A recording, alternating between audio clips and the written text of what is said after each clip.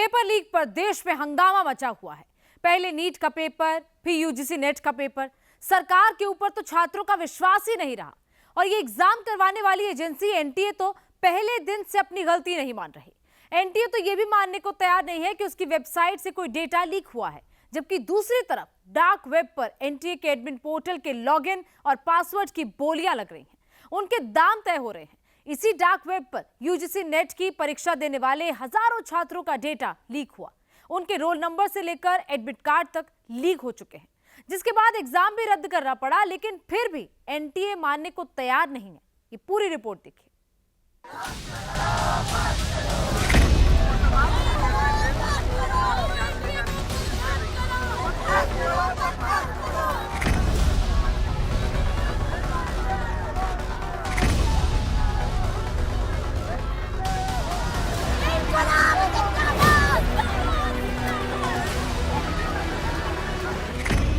NTA को UGC net की परीक्षा रद्द क्यों करनी पड़ी थी?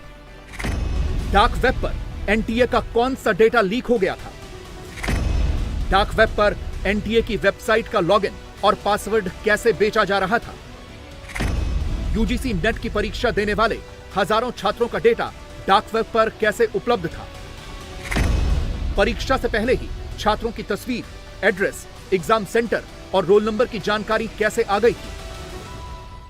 नेट यूजी के एग्जाम में हो रही गड़बड़ियों के बीच ही 18 जून को नेट यूजी का एग्जाम हुआ था। पूरे देश भर से करीबन 9 लाख स्टूडेंट्स ने ये परीक्षा दी थी। वहीं शिक्षा मंत्रालय ने 19 जून को इस परीक्षा को रद्द कर दिया। मंत्रालय ने बताया कि एग्जाम कॉम्प्रोमाइज्ड हुआ है। इसकी जांच सीबीआई को भी सौंप दी गई, लेकिन ये नहीं बताया गया कि एग्जाम में क्या इंफॉर्मेशन कॉम्प्रोमाइज्ड हुई, क्या इंफॉर्मेशन लीक हुई, किसने की। बस ये कहा गया कि जांच पूरी हो जाए फिर बात करेंगे। यूजीसी नेट की परीक्षा जो 18 जून को एनटीए ने कंडक्ट कराई थी, लगभग 9 लाख बच्चों ने पार्टिसिपेट किया था। 19 जून को यूजीसी को मिनिस्ट्री ऑफ होम अफेयर के Indian cyber crime centre coordination centre I4C से कुछ इनपुट मिले। उस इनपुट को प्राइमा फेसी देखने से मिनिस्ट्री को ये अपीयर हुआ कि there is a chances that examination has been compromised. To taking a very prompt action and with a aim to ensure student interest, the ministry has decided to cancel the examination. लेकिन आज हम आपको बताएंगे कि वो कौन सी details थी जिनके लीक होने के बाद एनटीए को यूजीसी नेट का ये एग्जाम रद्द करना पड़ा। डार्क वेब पर पूरी डिटेल्स मौजूद हैं। डार्क वेब पर यूजीसी नेट के कैंडिडेट्स की सारी जानकारी उपलब्ध थी, जैसे कि फोटो के साथ पूरी की पूरी अटेंडेंस शीट, सारे कैंडिडेट्स की पूरी list, serial number, roll number, application number, candidate name, father's name, subject, सब कुछ। जिस रूम में छात्रों को बैठकर एग्जाम देना था उसकी भी जानकारी थी। पूरा का पूरा छात्रों का सिटिंग अरेंजमेंट भी लीक हो गया था। इस जानकारी का लीक होना इसलिए भी महत्वपूर्ण है क्योंकि ये जानकारी केवल एग्जाम कंडक्ट कराने वाली एजेंसी एनटीए के पास ही होती है। 18 जून को जब नेट यूजीसी का एग्जाम होना था, उससे ठीक पहले डार्क वेब और टेलीग्राम के कुछ ग्रुप में एनटीए के एडमिन पोर्टल का पासवर्ड और ऐसे जिप फाइल बेचे जा रही थी जिनमें स्टूडेंट्स की प्राइवेट इंफॉर्मेशन थी। ये जानकारी एनटीए केवल एग्जामिनेशन सेंटर्स को ही भेजता है। ऐसे में सवाल उठता है कि क्या एनटीए ने ये इंफॉर्मेशन लीक की? क्या एनटीए ने पासवर्ड शेयर किया या फिर एनटीए का एडमिन पोर्टल कॉम्प्रोमाइज हुआ, हैक हुआ? जैसे ये अटेंडेंस शीट है, इसमें साफ साफ एग्जाम का डेट और टाइमिंग लिखा है। 18 जून 2024 को सुबह 9:30 बजे से 12:30 बजे तक। ये तमिलनाडु के त्रिची के सुदर्शन इंजीनियरिंग कॉलेज के सेंटर की अटेंडेंस शीट है। बाकायदा कैंडिडेट्स के फोटो के साथ उनका नाम, signature, roll number, application number और सब्जेक्ट का नाम लिखा है। जैसे यूसुफ जमीर, अरोकिया रितिका हिस्ट्री सब्जेक्ट है, तिरुसंगु शनमुगम और श्रीराम्या, इनका भी सब्जेक्ट हिस्ट्री ही है। डार्क वेब पर सिर्फ यही अटेंडेंस शीट ही वायरल नहीं हो रही, अब ये पूरी की पूरी कैंडिडेट्स की लिस्ट भी देखिए। ये भी तमिलनाडु त्रिची के इसी सेंटर के शिफ्ट 1 की शीट है। Serial number, roll number, application number, candidate name, father's name, subject, सब कुछ लिखा है। इस तरह से इस सेंटर पर परीक्षा देने वाले सारे 372 छात्रों की ये लिस्ट मौजूद है। इसी तरह से दूसरी शिफ्ट के भी 313 छात्रों की ऐसी ही पूरी की पूरी जानकारी मौजूद है। इन सारी जानकारियों का किसी भी गलत तरीके से इस्तेमाल हो सकता है। ये जानकारियां इतनी महत्वपूर्ण हैं कि क्रिमिनल इनका इस्तेमाल कई गलत कामों के लिए कर सकते हैं। भले ही पेपर लीक ना हुआ हो, मगर इसके बावजूद भी इस जानकारी का इस्तेमाल करके क्रिमिनल्स छात्रों से संपर्क कर सकते हैं, उनसे झूठ बोल के उन्हें भरमा सकते हैं, उनसे पैसे भी ऐंठे जा सकते हैं। अब इसका इस्तेमाल कैसे होगा? मान लीजिए आपने एग्जाम दिया है और जो एनटीए ने कोऑर्डिनेट कराया है और आपका डिटेल लीक हो जाता है, तो क्रिमिनल आपको फोन करके बोलेगा कि आपका ये रोल नंबर है, आपका ये एप्लीकेशन नंबर है, आपका एड्रेस है, आपका ये फादर का नाम है। तो आप भरोसा कर लेंगे उस पर, क्योंकि ये डिटेल और किसी के पास तो हो नहीं सकता। आपकी फोटो भी भेज देगा, आपका एडमिट कार्ड भी वो आपको व्हाट्सएप कर देगा, ये देखिए एडमिट कार्ड है, हम एनटीए से बोल रहे हैं और हमें पाया गया है कि इसमें कुछ गड़बड़ी है, तो हम उसको ठीक करने के लिए आपकी हेल्प चाहते हैं। अब इस बहाने वो आपसे पैसे भी मांग सकता है, आपसे कोई एक्टिविटी भी करा सकता है, इनफैक्ट आपको लालच भी दे सकता है कि आपके नंबर इतने हैं और हम इसको बढ़ा सकते हैं यदि आप यहाँ पैसा डाल दें। तो आप उस पर भरोसा इसलिए कर रहे हैं क्योंकि आपकी वो सारी डिटेल उसके पास हैं और क्रिमिनल इसी का फायदा उठाते हैं। देखिए, मेरे ख्याल से गवर्नमेंट को जो भी अब थोड़ी चीजें ट्रांसपेरेंट करनी पड़ेंगी।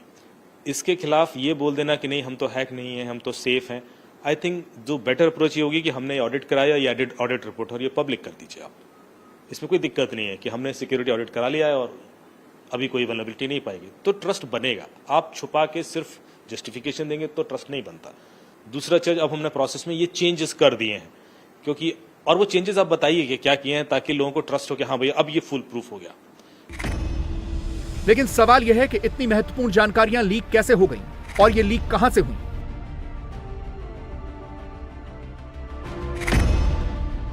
शुरुआती जानकारी यह मिल रही है कि ये यूजीसी नेट के कैंडिडेट से जुड़ी हुई जानकारियां इंडोनेशिया से हैक की गई हैं और उसी के बाद इंडोनेशिया के साइबर हैकर्स ने ये सारी डिटेल्स डार्क वेब पर डाली और फिर उन्हें टेलीग्राम पर बेचने की कोशिश की। टेलीग्राम पर सारी बातचीत इंडोनेशियाई लैंग्वेज में की गई है।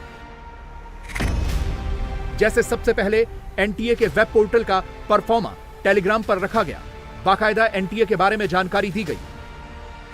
यहां पर पूरी की पूरी चैट इंडोनेशियन लैंग्वेज में ही चल रही है, लेकिन ये क्या लिखा है ये जानने के लिए हमने गूगल ट्रांसलेशन की मदद ली।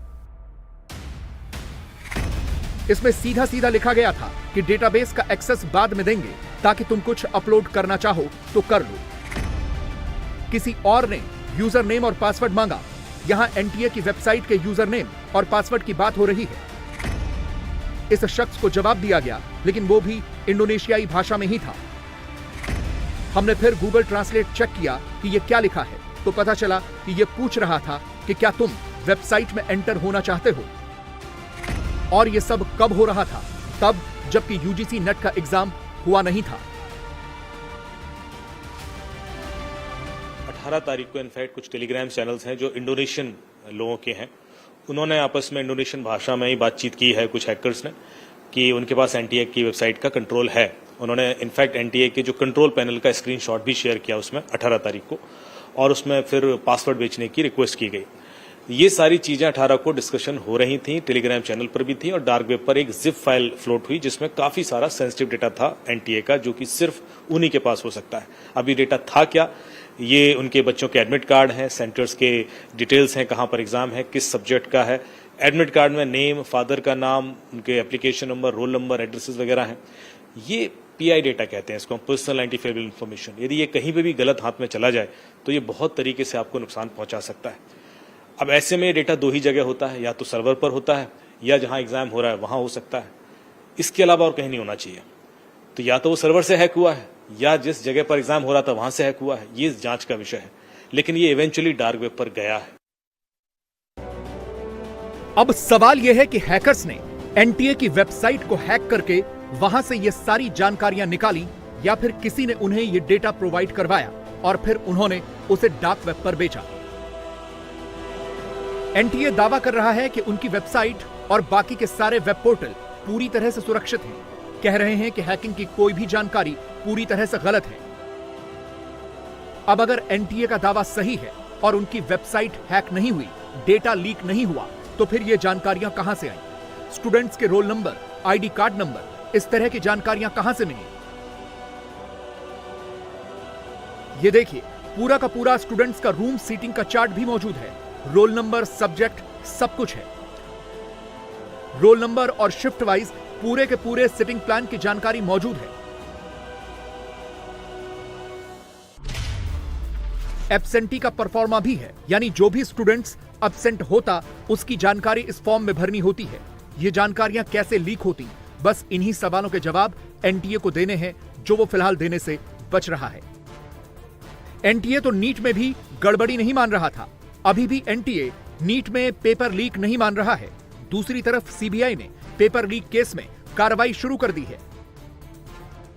सीबीआई हजारीबाग के ओएसएस स्कूल के प्रिंसिपल एहसान उल हक को हिरासत में लेकर पूछताछ कर रही है, क्योंकि पटना में हॉस्टल की छत पर जो जला हुआ पेपर मिला था वो इसी स्कूल से लीक हुआ था। इसीलिए सीबीआई जांच के लिए सबसे पहले हजारीबाग के इसी स्कूल में पहुंची है। स्कूल के प्रिंसिपल की भूमिका की जांच इसलिए हो रही है क्योंकि हजारीबाग में जिन 5 सेंटर्स पर नीट का एग्जाम हुआ था, उन सभी सेंटर्स के सिटी कोऑर्डिनेटर इसी ओएसएस स्कूल के प्रिंसिपल थे।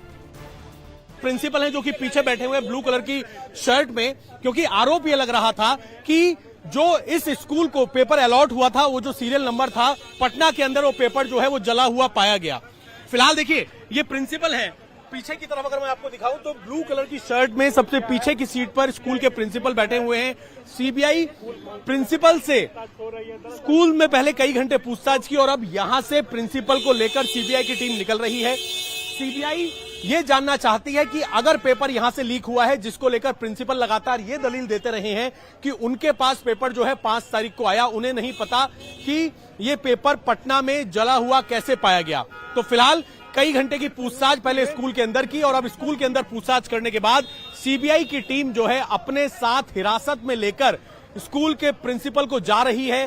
अब सीबीआई का जो सेफ हाउस है, क्या वहां पर पूछताछ की जाएगी? पूछताछ के दौरान क्या कुछ चीजें निकलकर सामने आएंगी? उसके बाद सीबीआई का अगला कदम क्या होगा? क्या प्रिंसिपल की गिरफ्तारी की जाएगी या हिरासत में पूछताछ की जाएगी? ये देखने वाली बात होगी। फिलहाल सीबीआई की टीम जो है अभी जो स्कूल के प्रिंसिपल हैं उनको लेकर हजारीबाग का जो ओएसएस स्कूल है यहां से रवाना हो रही है।